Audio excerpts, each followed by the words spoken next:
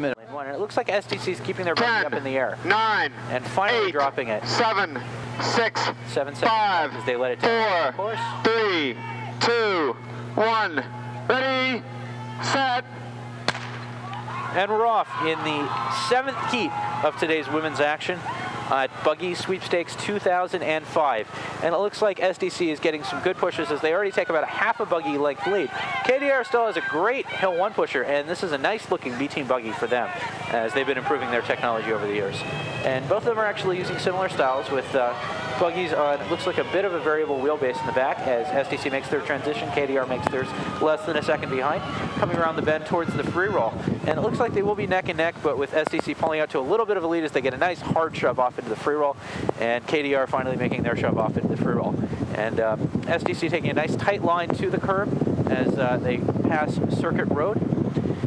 KDR only a couple seconds behind. And again, if you're watching from the sidelines and have any pets, make sure they don't run out onto the course to chase the buggies. It'll scare the drivers, and buggies, like cars, can do some damage to pets. So coming around the bend, we're coming up towards the stop sign, and it looks like the stop sign time for SDC is going to be 1 minute and 4 seconds. It's the fastest stop sign time of the day. As they come up to their flagger that looks like a flag of Japan, gets to their flagger, clean line into the chute. KDR is still a ways back as they finally get to their flagger, about 5 seconds back. So looks like we aren't going to have any neck and neck action going into the chute. Now SDC taking an interesting line into the chute. It's a little bit wider than most of the other teams as they use the whole lane, as drivers in Gran Turismo should know how to do. Gran Turismo is a great game for learning all about strategy for getting around a race course. And I'm sure buggy drivers should be picking up a little bit of that.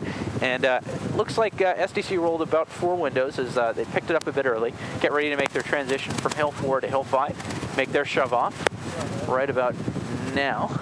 A bit of a later shove off, but I think it was still clean. And KDR is a good 5, 6, 7 seconds behind. They make their shove off now.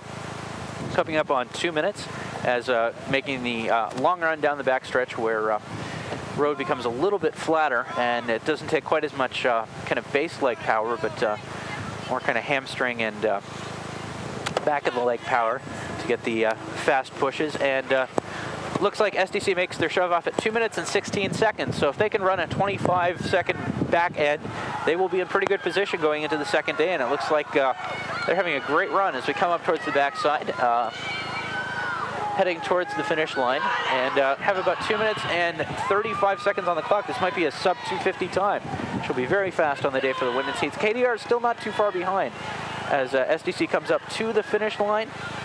And it looks like they will cross with a time of 2 minutes and 45 seconds. Great time on the day, and I think the fastest we've seen. KDR making a great showing as they're also coming up towards the finish line. And it looks like it might be a sub 3 minute time as they cross the line at 2 minutes and 57 seconds. It's a great B-team run by KDR, who we haven't seen that much depth on. We've seen a lot of very, very significant strength for their A-teams.